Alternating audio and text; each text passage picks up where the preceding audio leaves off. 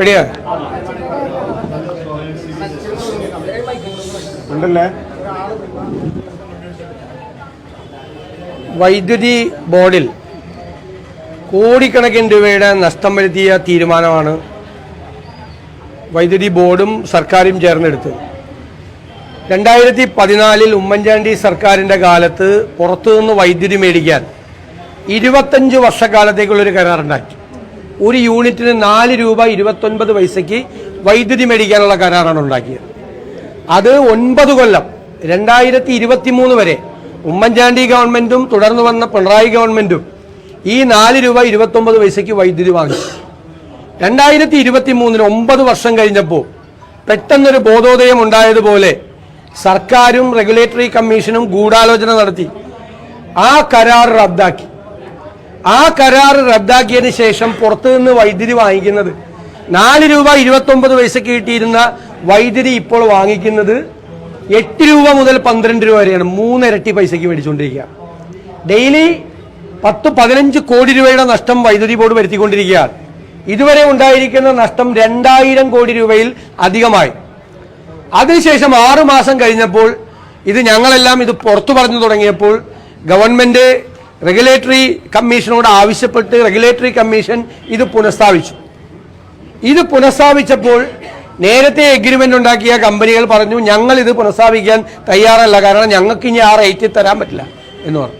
അപ്പോൾ ഇവർ പുതിയ കൊട്ടേഷൻ വിളിച്ചപ്പോൾ 4 രൂപ 29 പൈസയ്ക്ക് കിട്ടിയിരുന്ന വൈദ്യുതി ഇപ്പോൾ 6 രൂപ 80 പൈസയ്ക്ക് തരാം എന്നാണ് അദാനി കമ്പനിയുടെ ഓഫർ. മനസ്സിലായിക്കൊള്ളാം. 4 രൂപ 29 പൈസയ്ക്ക് 25 കൊല്ലത്തേക്ക് കിട്ടേണ്ടിയിരുന്ന വൈദ്യുതി ഇപ്പോൾ 6 രൂപ 80 പൈസയ്ക്ക് തരാമെന്ന് ഓഫർ. ഇപ്പോൾ എന്താണ്, ഈ കരാർ പുനഃസ്ഥാപിക്കാൻ സമ്മതിക്കുന്നില്ല ആ കമ്പനികൾ. അതേ അവസരത്തിൽ അപ്പലേറ്റ് ട്രൈബ്യൂണലിൽ പോയപ്പോൾ അപ്പലേറ്റ് ട്രൈബ്യൂണലും ഇത് പുനഃസ്ഥാപിക്കാൻ സമ്മതിച്ചില്ല.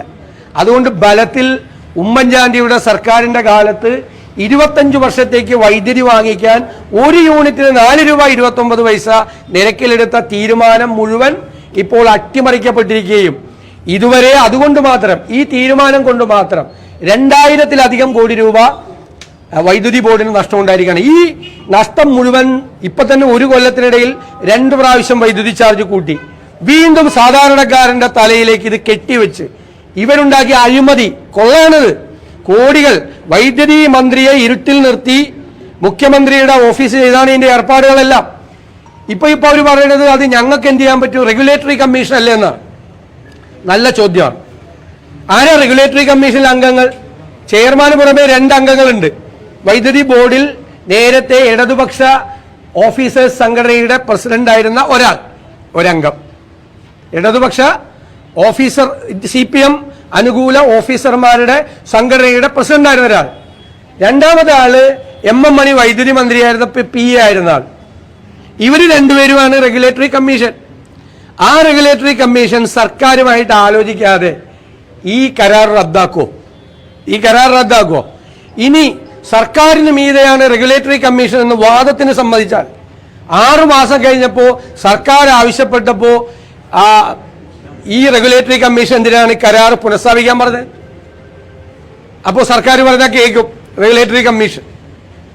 ഇത് സർക്കാരും റെഗുലേറ്ററി കമ്മീഷനും എല്ലാവരും ചേർന്ന് നടത്തിയ ഗൂഢാലോചനയാണ് പുറത്തുനിന്നുള്ള വൈദ്യുതി മേടിക്കാൻ.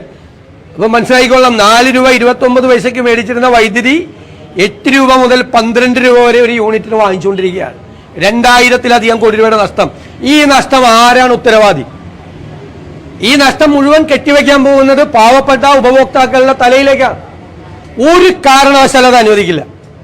ഞങ്ങൾ ഉപഭോക്താക്കളുടെ കൂടെ നിന്ന് ഈ അഴിമതിക്കെതിരെ, ഈ കെടുകാര്യസ്ഥതയ്ക്കെതിരായിട്ട് ഞങ്ങൾ പോരാടും. ഇത് ഞെട്ടിക്കുന്ന കാര്യമാണ് സംഭവം നടന്നിരിക്കുന്നത്. ഒരു കരാറുണ്ടാക്കി 25 കൊല്ലത്തേക്ക് കരാറുണ്ടാക്കി 2 ഗവൺമെന്റും അത് പിന്തുടർന്ന് 9 കൊല്ലത്തിന് ശേഷം അത് റദ്ദാക്കിയതിന് ശേഷം ഉണ്ടായിരിക്കുന്ന കോടികളുടെ നഷ്ടത്തിന് ആരാണ് ഉത്തരവാദി എന്ന് വിധി എഴുതട്ടെ. ഇതിനകത്ത് അടിയന്തരമായ തീരുമാനം ഉണ്ടാകണം. ഒരു കാരണവശാലും വൈദ്യുതി ചാർജ് വർദ്ധിപ്പിക്കാൻ അനുവദിക്കില്ല.